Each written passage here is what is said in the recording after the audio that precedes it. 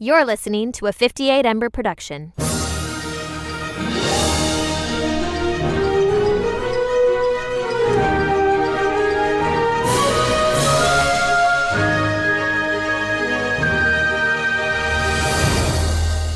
Welcome to Sky Talkers. Here are your hosts, Charlotte and Caitlin. Hello, and welcome to Sky Talkers. I'm your host, Charlotte. Hey, everyone. I'm your other host, Caitlin, and welcome to this episode where we are bringing you the rest of our in-person roundtable interviews from the Andor press day that was held at Lucasfilm a couple of weeks ago. And in this episode, we have our interview with Margit Pfeiffer, who is the supervising sound editor on Andor, and Alan Tudyk, aka K2SO himself.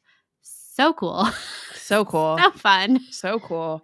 If you listen to our Tony Gilroy episode, you know that Alan Tudyk surprised us on the motion capture stage at ILM, which was so crazy. So we had like a little pre-conversation with Alan, and it was very comfortable. Like talking to Alan, he's so easy. Mm-hmm. And I felt like the conversations that you're going to hear first from Margit, which I think was such a lovely conversation. I had such a frog in my throat that I wonder if it's going to come through. Because when I was trying to respond, she was so nice and so gracious with her answers.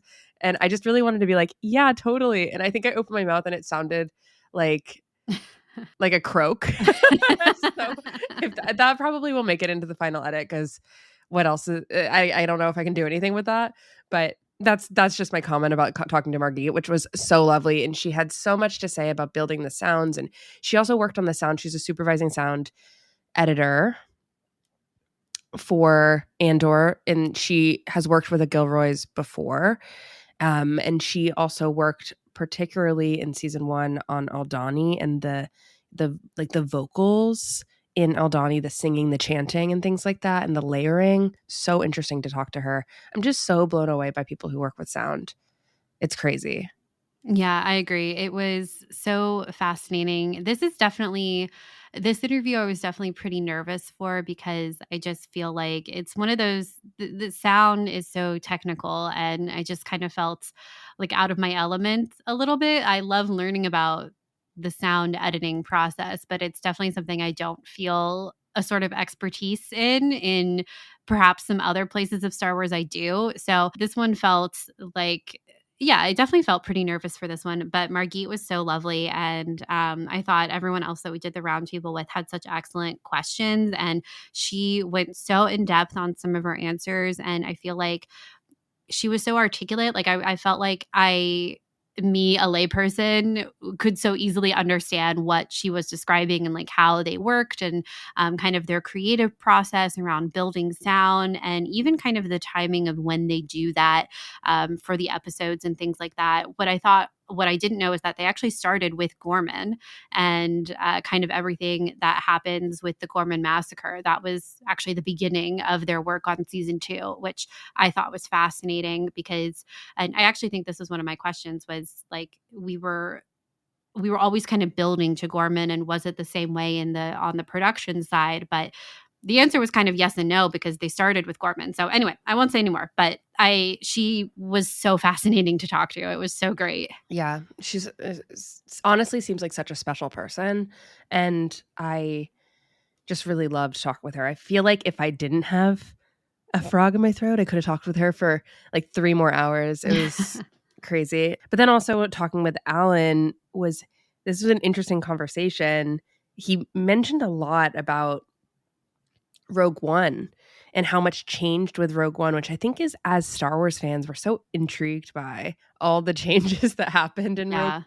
What's in the trailers, what made it to the final cut, the many changes that were happening in that, the Tony Gilroy of it all with Rogue One, which Tony talks a little bit about, hints at in our interview with Tony as well. So just some interesting things, I guess. And also Alan's relationship to K2 and that character and what it means. And also all the, like, what he thought of K2 coming into Andor in that last arc. So just a really good conversation, really fun conversation. I can't wait for everyone to hear it. Yeah, me too. And if you haven't listened to our Tony Gilroy interview yet, in that episode, we kind of go through a little bit more of the play-by-play of the day that we had at Lucasfilm that day. So we were able to do a series of 3 roundtable interviews in person, obviously with Margit Pfeiffer, Alan Tudyk, and then Tony Gilroy. And we were there with a group of other podcasters. And we were there with Brandon Winerty from Talking Bay 94, with Sarah and Brad from Friends of the Force, Alex and Molly from Star Wars Explained, Jason from Blast Points, Alex from Children of the Watch, and Gus from Triad of the Force. And we were split into 2 different groups for the roundtable portions. So Talking Bay and Friends of the Force and Sky Talkers were together, and then Children of the Watch, Star Wars Explained, Triad of the Force, and Blast Points were in the other group. So you should absolutely go check out their on their podcasts, their interviews, because they were different from ours. But we were just so lucky to have this experience and to be able to get to do these in-person interviews for the first time with people that we know really well and are our friends was just such a gift. Like, honestly, we were so lucky. And yeah, it was just such an incredible experience. And we had such a great time talking to Margit and Alan. And I think you guys are really going to enjoy the interviews. They're fascinating, and they're longer than the interviews we usually get to do, like in the virtual setting. So that was also just such a treat. So I don't know. I'm really excited, and I hope you guys enjoy them. Yes, totally. Me too. So why don't we get started? First, we're going to listen to our interview with Margit Pfeiffer, the supervising sound editor of Andor. And then after that, we're going to have our interview with Alan Tudyk, who plays K2SO.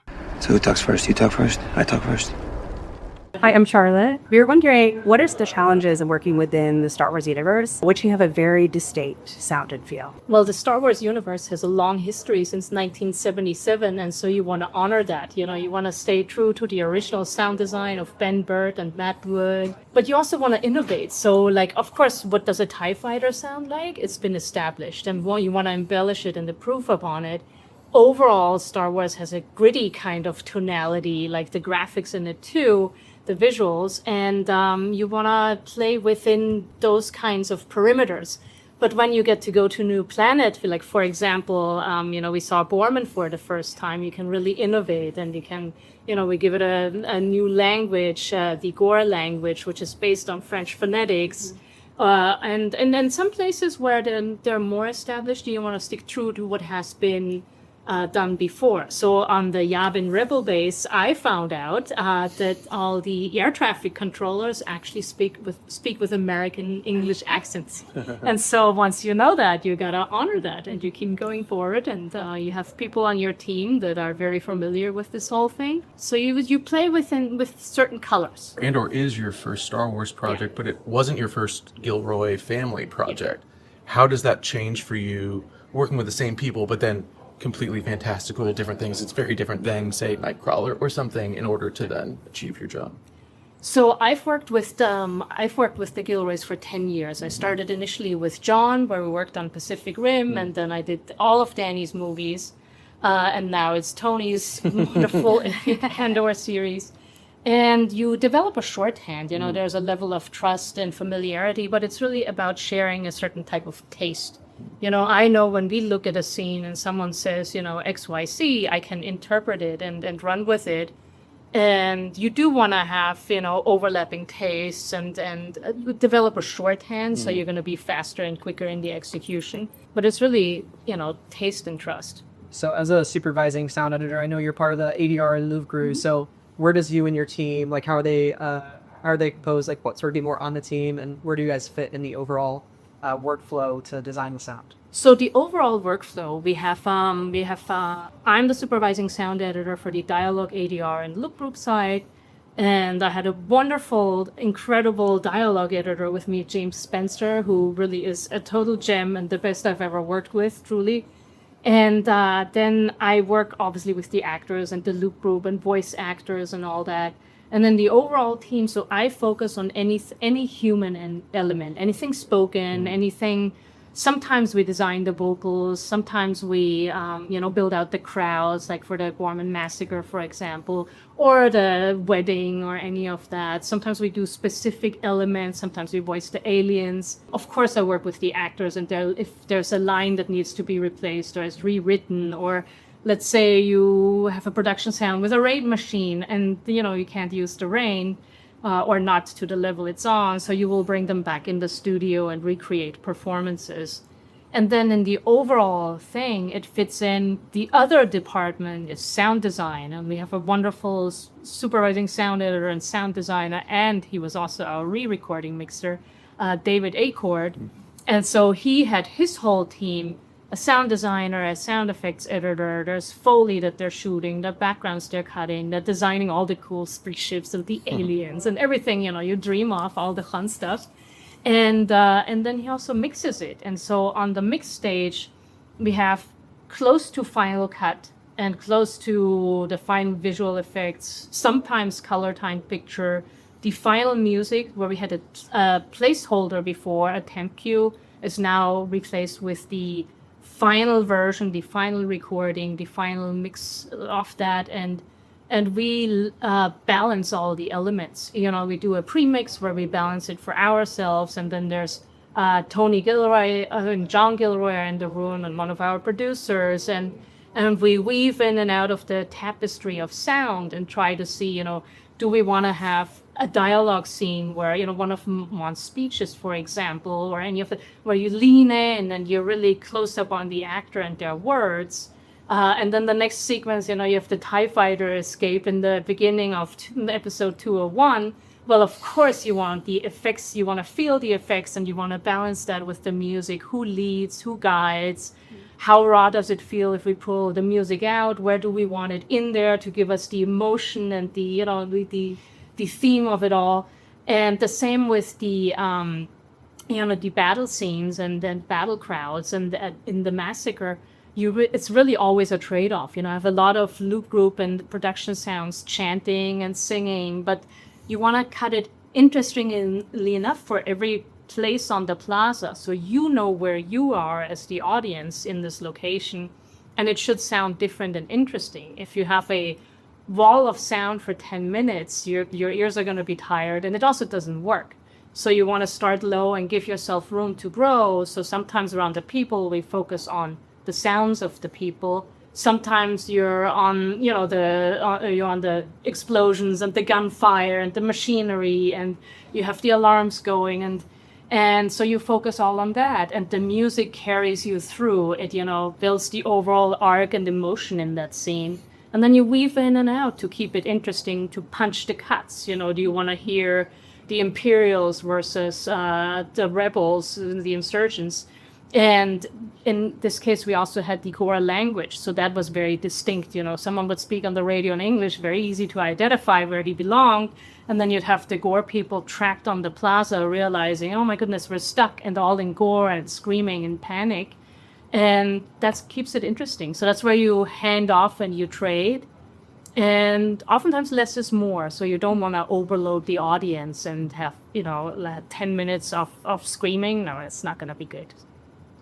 I would love to talk about Loop Group really fast, just the process of it, because that's like such a superpower. Like that's so the hidden secret of, I think, what makes a lot of that work. And I'd love to maybe what the process is like that. What is it, just like a couple of days that you just go through everything you would need with that team, or what is that like? So we recorded as we also worked on the whole on all of the seasons. We worked in blocks of 3. So we said block 1 is the first 2-3 episodes, and then the next.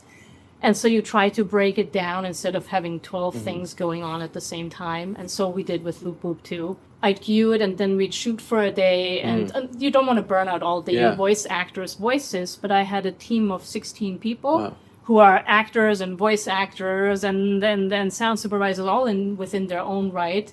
And Matt Wood was so kind to run the session and also participate in it. And in this case, compared to usually, we shot it remotely because I was based in London for most of the series.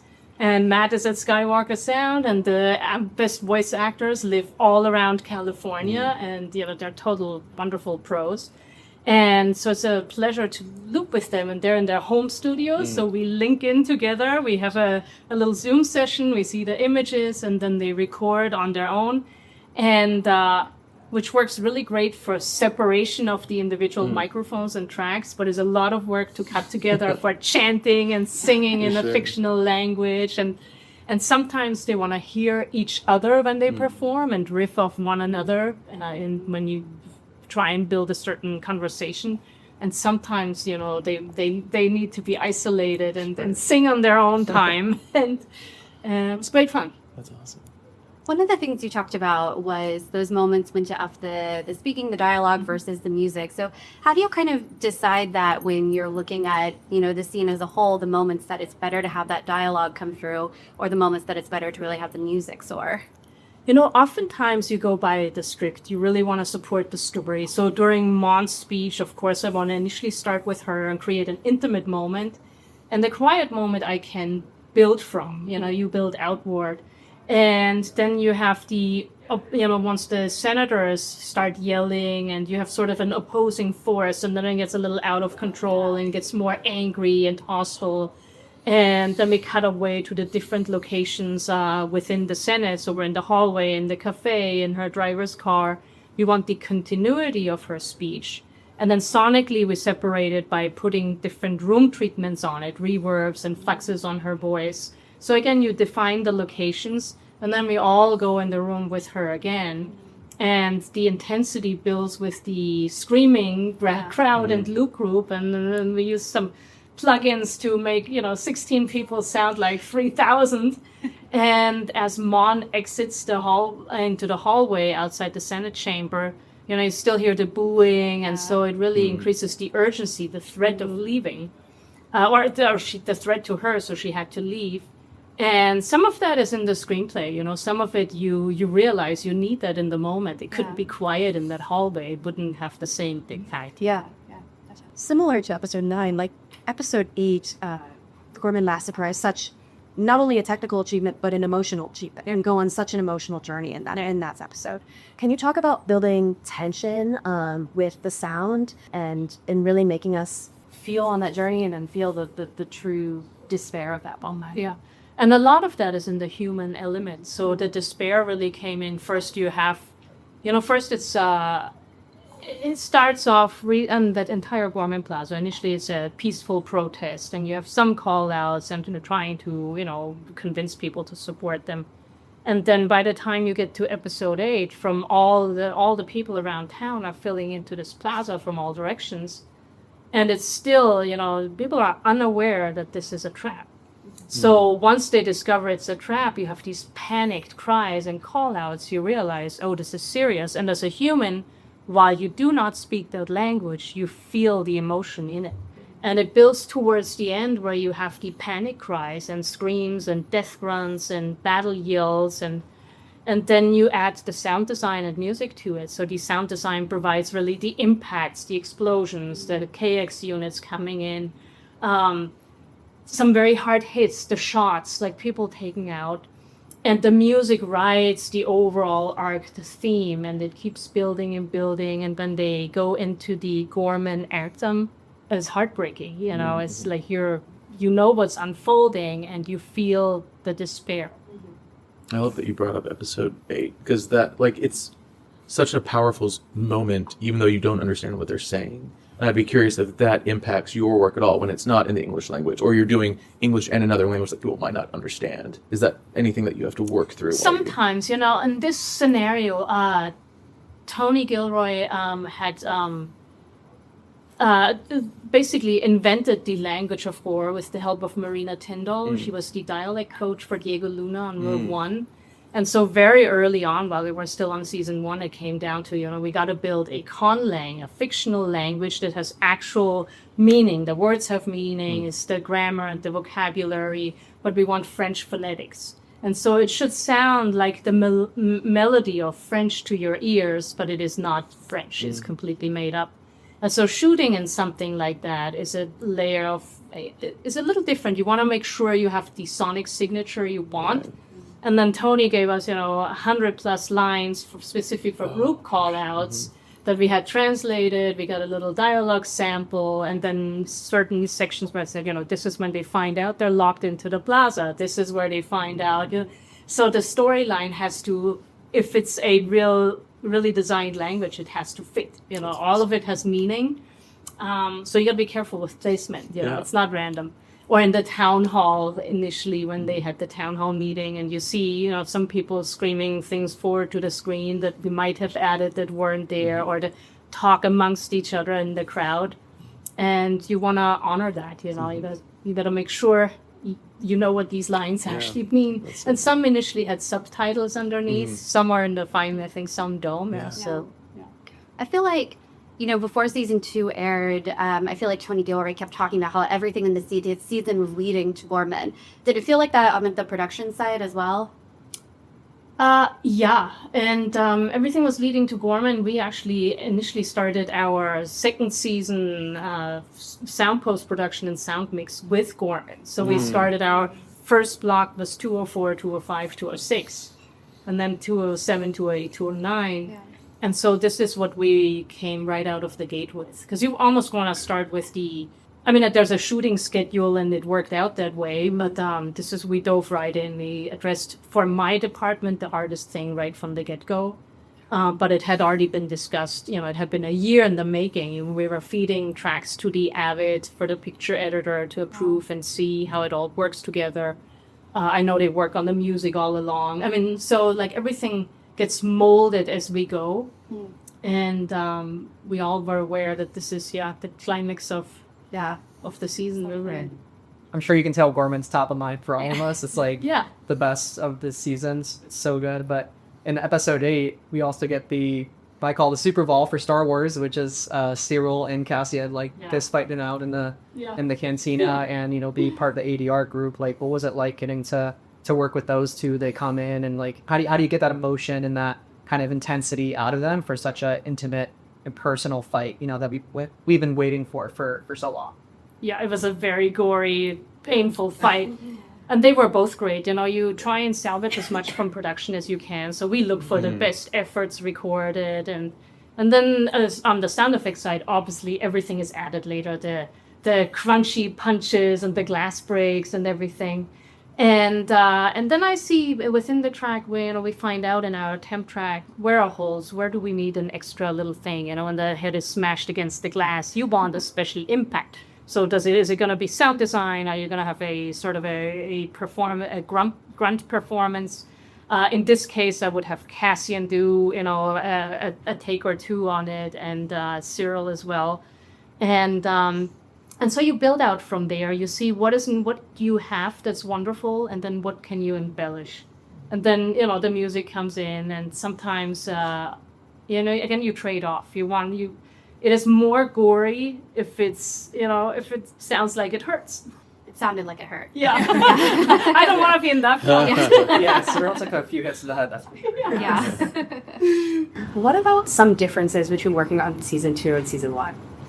Season 2, the goal was always to go bigger and wider on everything. The set pieces were bigger. There was way more people in all these scenes and new locations, and then the fictional language. We had a little bit of Aldani, some chanting in it, but that was a smaller area. And then Gore stretched across 5 episodes and the little clip up front early on, and so it just was bigger, faster, wider, more, and in a different type of you dive into a new planet that we hadn't been to before. So it's a blank canvas for sound design and for all the voices, but also for the costumes and the production design. And so it's great fun. Season 2 also has a lot of quiet moments. Yeah.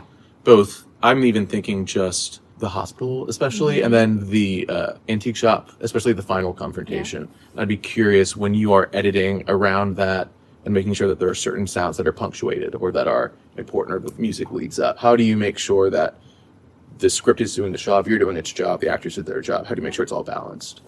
Well, in some quiet scenes, you really want to, there's multiple ways to go about it. I think you want to save as much of the production as you can, that's the ultimate goal. In a quiet scene, often that's no problem. you want to keep some of the little movements so it doesn't feel sterile, even though it's a very quiet scene. And then Tony often in the mix said, let us lean in, play it a little softer. And so the audience has to, just nudge a little closer in their whole experience of the show. And then you'd have, beautiful little moments of these little gears and everything turning, but you'd be very aware of it. There were very specific things you want to draw your eyes and ears to and not play the rest. I was to say, you mentioned Eldani and like Ghorman, and just thinking about all these diegetic sounds in Andor, I think that's what it does the best. And you said blank canvas, so how much of a blank canvas are you getting, and what sort of instructions do you get to say, like, this is the type of world you're working with? And do you guys come up with sounds that maybe you weren't given that guidance on, and something creative and beautiful comes out where your minds are at? How does that? That's exactly how it works. Yeah. We'll go and early on read the screenplay, and it'll have, a little description of the scene, of what is the purpose, what are these people doing. And you go into it, and the benefit of working with someone for 10 years is their takes. So you'll come in with your interpretation of what's on the page, and then we feed it to the avid early on to see, are we aligned on what we think it should be. And then you go from there. You take feedback. So if Tony or John or anyone has a strong opinion about something, you explore and you address it, and you try everything possible and to make it great. But it's always to serve the story. So it's really, even for quiet moments, specific dialogue things, it's a story point. You really don't want to miss it. So we guide your attention to where it should be. As the story progresses, it gets closer to Rogue. Yeah. Is there anything sound-wise that, especially in that last block, you're purposefully like laying the crumbs towards so that it sounds more like Rogue One? And for example, so from my department of voices, so K2SO, his voice has been established before, and so we use the same treatment, of course. Admiral Radas, the alien voice was a specific voice, and so of course we use that voice. And over both seasons of Andor, you see the music shift a little bit. So as we go towards the end of season 2, it finally delves into, the Star Wars iconic music and sounds a little bit. But it was a build, it was taking us from a very normal world now into the entire universe of science fiction. I was going to ask, like in the very early stages of looking at season 2, we've got these 3-episode arcs. Are there like certain types of words that you're using to describe the places that you're going to kind of start to get your mind thinking about the overall soundscape for all of these arcs and all of these different planets that we're going to? The thought is, of course, let's say you're on Coruscant, you wanted it's a wealthy place. So you look into that, you'll work with a more posh version of English, versus you go to Yavin, it's more rough around the edges. And then you go to Chandrila, which hadn't been established. And then you go to Ghorman, and it's really clearly a distinctly different language.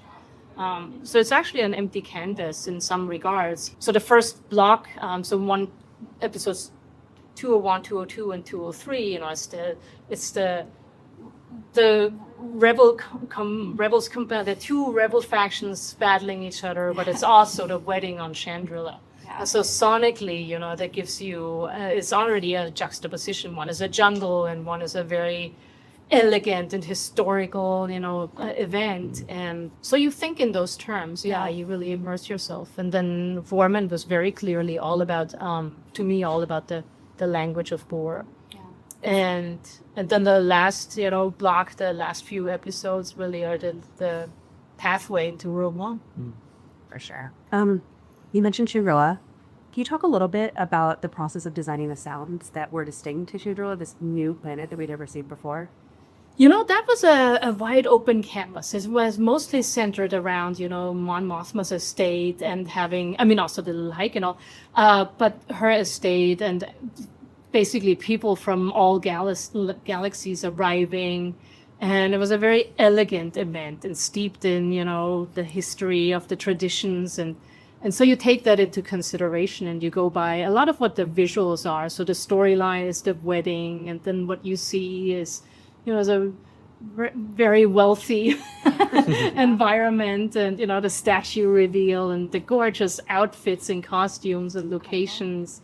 the wedding ceremony, like all the way to the instruments you already see. So you try and what feels right in that moment is the right choice. Yeah. There are so many moments in this season that us as fans regard so highly, and I know, feel really strongly about and passionate about. Is there any piece of your work this season that was your favorite or you feel most proud of? Many moments. But, it's really truly some of the quiet speeches. I love Mon Mothma's speech in the Senate. It gives me goosebumps all the way to this day every time I see it. And she did such a great job. I mean, Genevieve did such a wonderful performance. All I had to do is, let it play. And the shooting in a fictional language was fun. It wasn't my first time ever, but it was the first to such an extent. So we really had all the cast members. We did ADR, we did Luke Group. When really 50% of that scene is what we added on to the production track and all the human elements and the moments of surprise and terror. And to do that in a language none of us speak, I thought was pretty fun. It's a good challenge. Are there any challenges or learnings you had mentioned between season 1 and season 2, but did that inform, obviously, your season 2 work? Is there anything in season 1 that laid a good groundwork for you and your team as you then moved in? Yeah. So you have some locations established. Sure. You have Lufen's gallery, and then you have some of the spaceships, and then the hideaway, and you have all these moments where you already know where to go and what to expect, and then Coruscant. We had been to Coruscant, and then you dive into new locations, and so some you take forward with you, and by season 2, what all the little notes are during a mix, we want this moment louder, or we want to lean into the dialogue, or we want to feel the backgrounds a little more, or we want to have more Foley for realism versus a designy element where we only want to focus on 1 or 2 sound signatures. And same with the music, it evolves. It's an evolution from season 1 onward. And we had a target. We knew where to go. Right. Thank you for the great Thank questions. you so much. What a thrill. Yeah. Was totally care. And here's our interview with K2SO himself, Alan Tudyk. All right. Just to start, so 10 years ago, you filmed Rogue One. Yeah. Who would have thought we'd all be here 10 years later talking about K2SO? So walk me through your first day back on set of Andor, getting to inhabit this role that you never maybe thought you would be able to inhabit again. It was pretty great, I got there, my trailer had a cool sign on it. They always they don't put your character name on the sign, or your name on your door. They give you a code name, usually, and they put Old Pal. And so I saw that when I got there. It was really sweet. And I got my stilts, which came out. They were like a time capsule. They had all the stickers on them that I had put, and they were all scraped up. And there was just a lot of nostalgia. And then I saw Diego, and it was just, fantastic. It's just great to see him. And yeah, I like, they do it really, they've got a coffee bar, and they do it right. They really do it right. So you can always have a cuppa. Do you want some coffee? And they do proper coffees. So I went and got a flat white, which is sort of the most popular thing there, and got to work. It was great.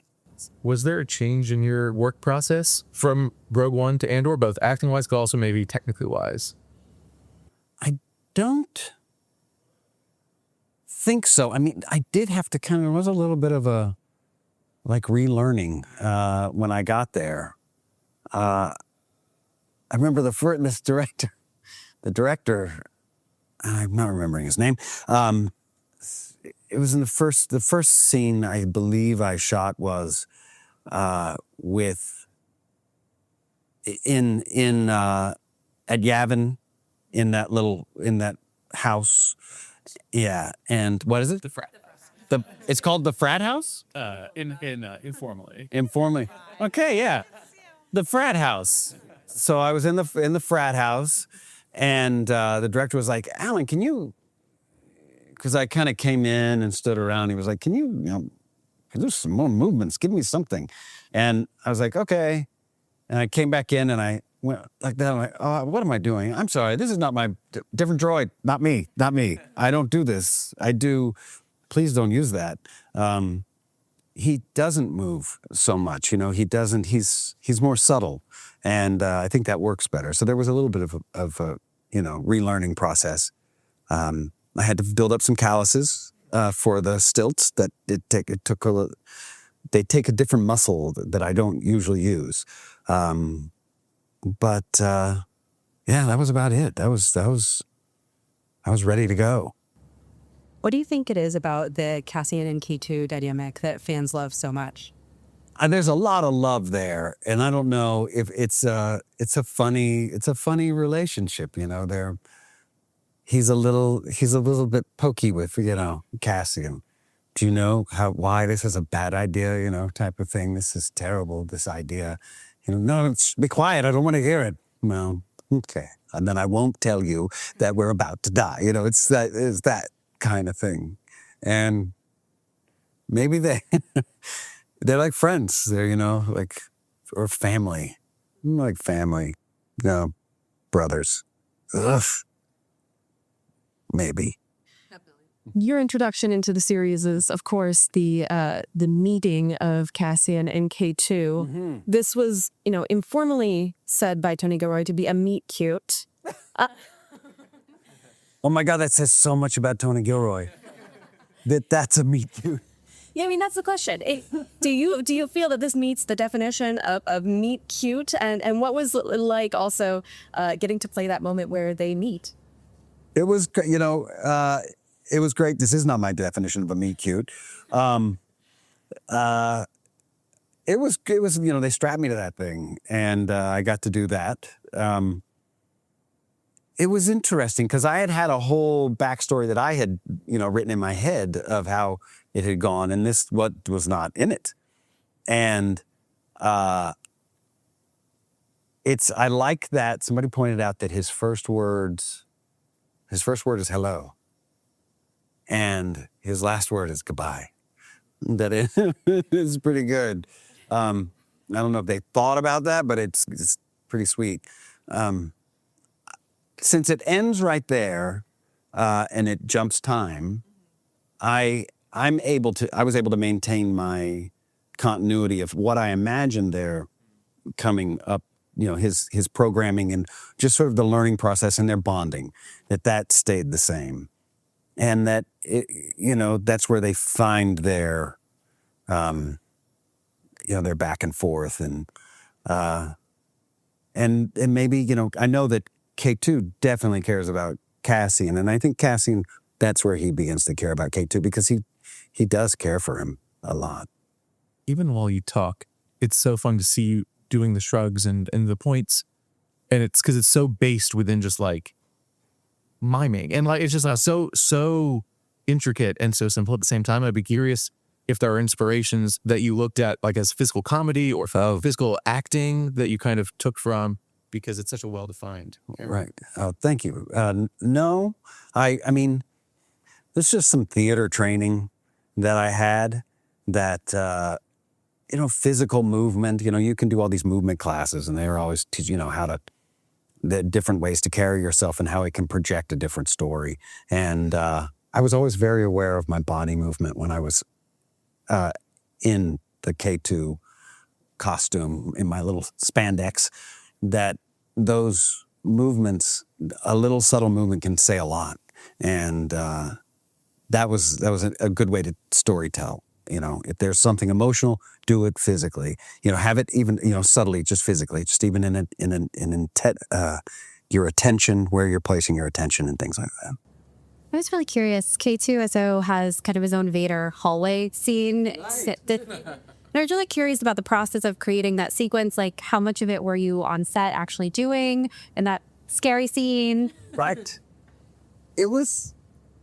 I was not involved in it. It was tricky. I love the scene. It's so gory. And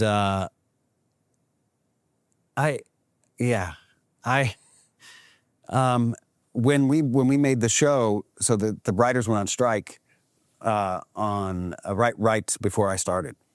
So we weren't on strike, but the writers were on strike. So Tony was not on set and could not be reached. And so everything was cemented, and when I saw that scene and they sort of took me through it, I was like, yeah, okay. What if we do this? Like, I like it. It's great. But what if we do this? And I had some changes to it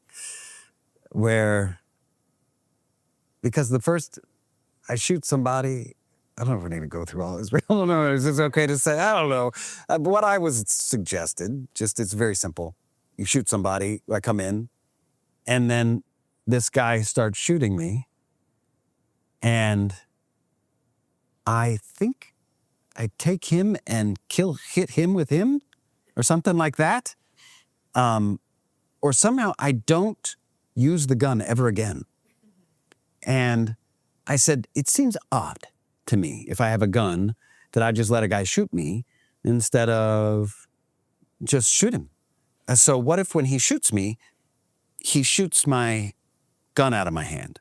And then that is the impetus for me to then kill everyone with just my hands, because I take him down the hallway and I'm using him a thing. And then I kicked another guy, which I don't know that it really sells that I had to kick this guy. You don't really see how it worked.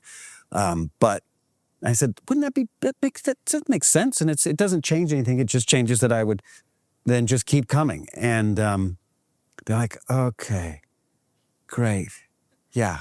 All right. They're like, okay, let's take 5. And I went back to my trailer. I got a knock on the door. Mark, who does the fight choreography, came in with a computer. He's like, hey, Alan, how's it going? We haven't really had a chance to meet. How's it going? Where's Mark? Great. I wanted to show you the previs that we worked at. It's fantastic. You're going to love it. And I watched this previs, and it was incredible. Like, they had actors doing, like, first of all, they built the hallway with a bunch of cardboard boxes, and they had stuntmen doing it, but they were in costume. They're doing the whole thing, and they went through the whole, like, they cut it, they edited it. It was all ready to, like, that's it. And they say, see how it works? Is you like? And I was like, uh-huh. He goes, Tony loves this. I said, are you asking me to not do the gun thing because this is what Tony wants and we can't reach Tony? I'm just wondering did you like it? Yeah, it's great. And so that's what it was. That was the process, Yeah. you know? Makes sense. Yeah, those KX droids are so lethal in season 2. And I know Tony had said originally they were thinking of doing like a horror story type of episode with K2, Right. be akin to Alien or Predator. But how do you, like, with such violent moments with these droids, like, still instill that humor? Because I love he goes through that whole hallway and he's like, I've cleared a path. Like, Yeah. oh my gosh, you just murdered so many people. Yeah. Yeah. It's, it's in the writing, it's tricky. I mean, I could have gone even farther. I think we should leave now. You could say anything there. It's a great setup. I love those. The drama and violence in those really heightened moments is a perfect time to throw something in there. Why are you sitting on the floor? Let's go. It supports it. The world supports it. It's also not every character could do something that K2 can, though. Mm-hmm. And I think that's part of your performance in the character. I'd be curious, you've been in so many science fiction properties and in iconic ways, but K2 really kind of remains this like stalwart force that fans have really gravitated towards. Why do you think that is? I think, he's sweet. He's a sweet droid, and he's funny. He's like a child. He's a child, Why does she get a blaster and I don't? That's not fair. I always saw Cassian as his father, who kind of helped, after that first initial, you see him, that he helped him learn. And they came to, he's the one who freed him from being, from the Imperial programming. And he was able to then express himself in a new way, the way he was meant to be. I like to think that the K2SO that he is now is the true, K2SO. And I think it's just fun to have that voice in a room, the sort of, I don't think this is a good idea. Just like, God, you're the worst, stop talking. And he's loyal. And he gave his life. You know it, even though you're watching it back, he gives his life for them. Ah, so cool. Fans love that slap that somehow made it in to Rogue One. Was there anything unscripted that happened in Andor? A lot. Oh, in Andor. Oh, also in You know, the one thing, and I didn't really realize it until we were talking, is that, and it was the last thing I filmed on Andor, was me walking across that bridge, and and I hit that guy. And he was all on, cables and stuff, and he could go far. They had this whole thing and had it all set up. And my line was, he's like, "Are you with us or against us?" or whatever he's saying, K2, respond, KX unit, respond. Are you with us? And are you with us, I think. And I responded by saying, "I'm K2SO. I'm a KX unit, da-da-da-da-da, something." And I hated it. I hated it. I hate it. And there was something that I had asked a question about. Maybe it was the line. It wasn't, I knew I couldn't change the line, but it was the line. It was the line. And I was like, I just don't know. This doesn't feel like him. And it's okay. And I was down. And Mark came over. He's like, "Do you want to see the previs?" I was like, "I do not want to see the previs. Don't want to see it." Thank you, Mark. Who's really good, by the way. I don't want to put down Mark. Mark's really great at his job. And the director saw me and asked me, he's like, "What's going on, man?" I was like, "Nothing. I just feel like I can't do certain things. I can't say, He goes, "Well, what would you say if you could say anything?" I said, "No." That's what I'd say. "Are you with us?" "No, I'm not." He's like, "Then do one like that." And that was the last one I did. And that's the one that's in there. I'm so happy it's there. Yeah.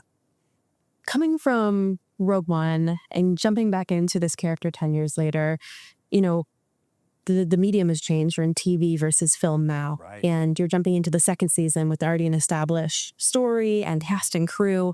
Is there any differences for you other than maybe the amount of improvisation you could do that you felt on set and working with both the cast and crew that you knew, as well as new faces?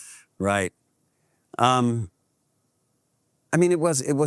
was different in that just because of what it is. It is, like you said, it's TV, but it's that, 12 hours, 24 hours of telling this story. And it affected Cassian. And anything that affects Cassian affects me. And we were really loose on Rogue One because of reasons of script changes, and things got a little nutty there in the middle. And we all just kind of were loose and improv a little bit here and there. And, the slap that you mentioned before happened because Cassian showed up on set with a busted lip. And Gareth goes, "Oh, no, it's not in it anymore. Sorry, that was an old draft. You shouldn't have had that put on." "What?" It's like, "But he hits me in that interrogation." "That interrogation's gone." It's like, "I spent all morning doing this thing." I was like, "Can I keep it?" He's like, "You have to go take it off." He's like, "Well, I'm here now. Can I keep it?" And he's like, "Somebody just has to hit me." And I said, "I'll hit you." And then we quickly worked that out. And then I was hitting him, and then I just got to say whatever I wanted to say because it wasn't scripted. So it ended up being different every time, and one of them was. And there's a fresh one if you mouth off again. And that's why I was laughing, because it was the most ridiculous one of the ones that I had done. The others were a little bit more canon, what you would think would be in a Star Wars film. But Gareth was like, "Absolutely 100%. I want that one." Like, fantastic.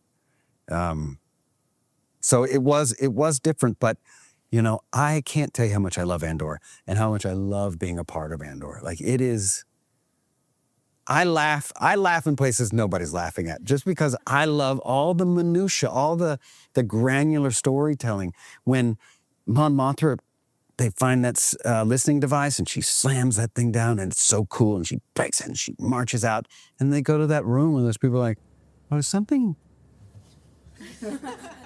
huh, what's it's red instead of green? It was green, now it's red. And then other things are happening, and you know, is it going to be who's going to take her away, and what, you know, should we have told him about that he's now on their side, and they come back and she's there with the supervisor. Yeah, see, so was it on our end? I don't know. They said it was on, they checked it. It's not on our end, it's on her end. Oh. And then they have the middle manager guy come in and he's like, oh, I can't leave. And I love that it, in so many other stories, you follow like, you crush the thing. And then she would march out and go give a speech. That's where the speech would come. But the speech was like, I need to give a speech. And they go, well, wait a minute. If you're going to give a speech, they're going to arrest you. And we don't want you to be arrested. So now we got to figure out how to get you out of here. Like, it's all of those things that you never get to see told in storytelling because you don't have enough time to tell it in, or it just takes a lot of money. And they spent it telling this story, and that's really cool that they did. Money well spent. Yes. I agree, and I'm glad so many people like it. But like, I don't know when this will ever be done again. You know, it's so, and that Tony. I mean, also, it's not easy to write like that because all those little things that those people are doing are part of the bigger story of sending the person there, and then they've locked the door, and all of. I mean, it's just all part of it. It's all connected, and. Oh, it's great. That is so granular. Yeah, it really is. And you have to have a big OCD mind to pull that off. And bless them. I don't know. You mentioned laughing at moments in the show, and despite how serious it can be, there is levity to it. Go back to the frat house that Brandon mentioned earlier from Tony, and the Melshi and K2 and Cassian scene is just it's so funny. They're just hounding on him constantly, but getting that slice of life with them before we know what's going to happen to them in the coming days on Scarif. Like, why do you think it's important we get that and to have that moment of joy? I think it's important, especially because we didn't get to see all of those moments that brought them together, that they have a rapport, that they have this fun rapport that they're playing around. And it's a little levity before all the marauding and the killing and the death. Yeah. It just makes it that much more tragic that we see this wonderful slice of life from them, knowing what's coming in hours, days, really. Yes. Oh my gosh. It's so great. I met Mark Hamill one time so far, and I was at a con one time, and it was before Rogue One came out, and I was at a con with him. I don't know, it wasn't a Star Wars con, but I had to cross behind his signing thing to get to my place. And I crossed behind me, turned, I think I said, hi, Mark, my name's Alan Tudyk. I play a droid in the new Rogue One. And he looks up at me and he grabs me and pulls me around and turns our backs to his line. He goes, they'd all die? They all die? I mean, I can't believe it. How are you keeping that secret? It's just insane. My God, I can't believe it. When I read it, I couldn't believe it. This is so cool. And we're still crying about it. Yeah, you know, we saw the movie recently, kind of Andor episode 12 into Rogue One. It really hits. Yeah, good. It's still just as effective as it, was when we originally saw it. I think it's sadder now, actually. Yeah. You understand it on a deeper level, and so it actually makes it hurt more. I don't know, like in a good way. Being Cassian water the plants, that was a step too far. That's the ending, though. I want to go all the way to the beginning. So Anthony Daniels has a story where he saw the C-3PO painting for the first time, looked it in its eyes, connected. What was your process at the very, very beginning of all this? How did they tell you about K2 and how do they describe him or show? I love that he has this majestic religious moment with the drawing. Mine was different. I wasn't on board anymore. It was early in the process, and Gareth and I had just had conversations about it. And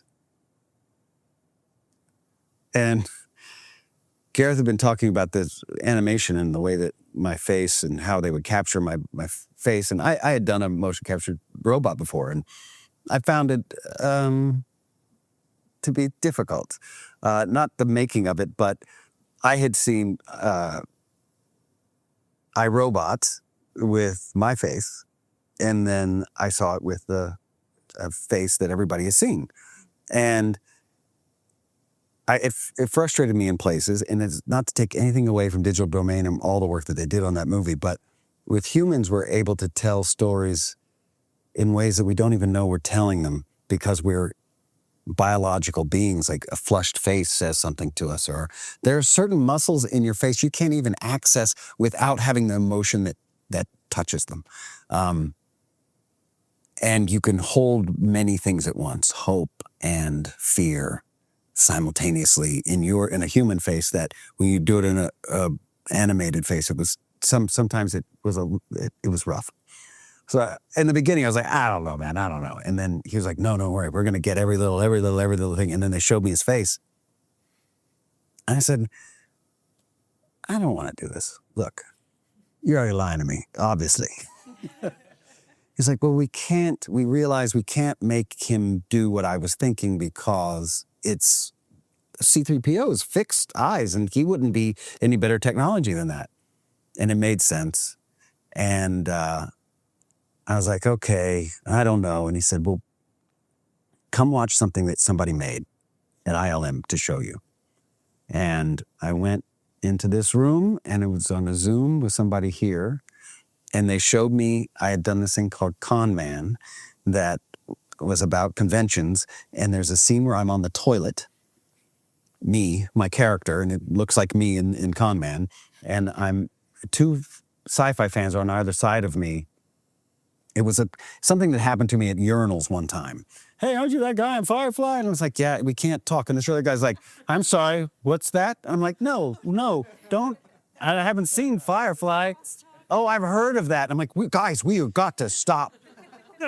I will meet you all by the mirror. We can just, by the sinks. And so it was a scene that was about that, basically, but we were in stalls. And they animated that with K2SO. And he's like, hey, wait, no, you can't talk about this. You can't do it. And so all of the emotion was there. It was all there. It was vocal and it was motion. And so that was my moment. Anthony Daniels has a religious moment with a portrait. I saw myself animated on a toilet. It's also a religious. That is, it was a movement. It was a religious movement, but. Well, we went back to the beginning, but now to come to the end, it's been almost 10 years since Rogue One came out. So as you reflect on the past decade, what does it mean to be a part of the Star Wars legacy? It means so much. It means more.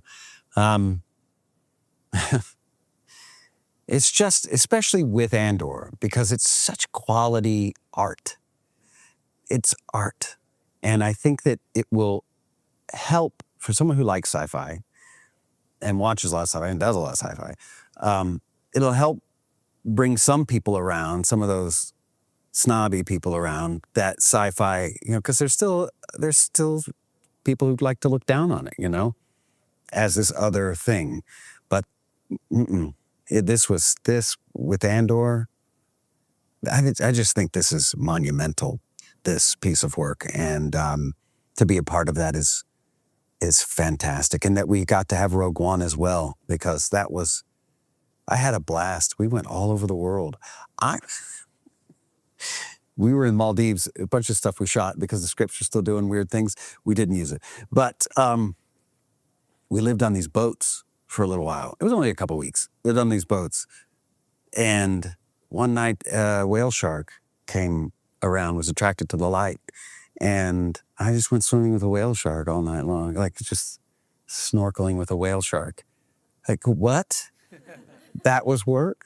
Oh, my God. So there have been a lot of positives, and Andor is just, it's more than just a cherry on top, but it's huge, All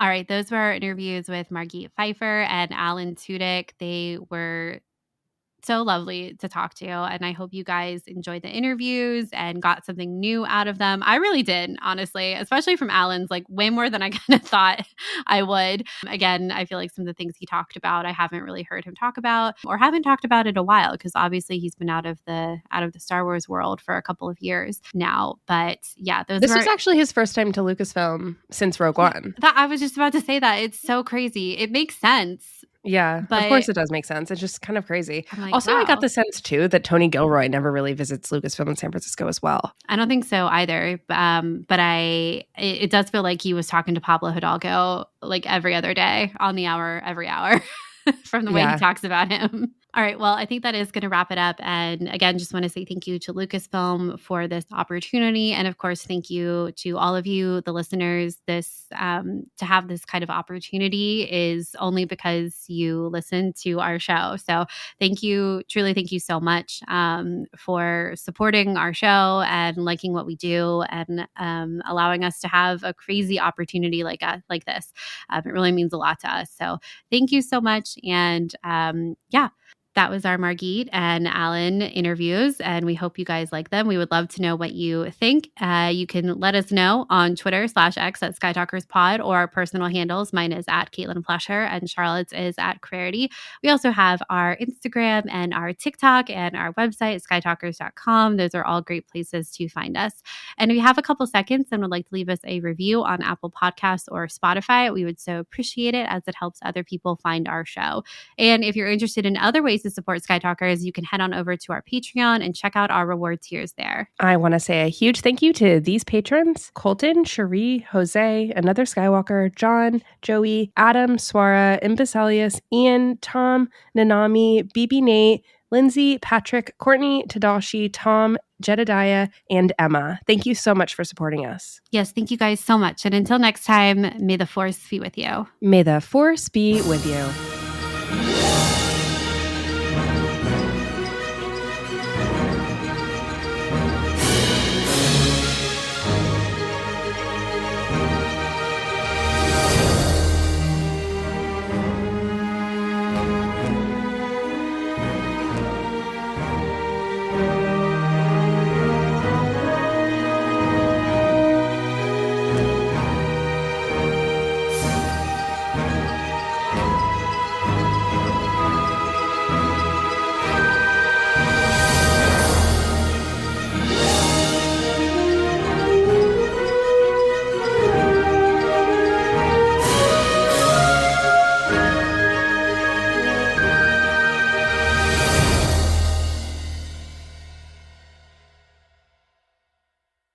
This has been a 58 Ember production. For more shows, please visit the 58 Ember channel, 58ember.com, or find us at 58 Ember Media on socials.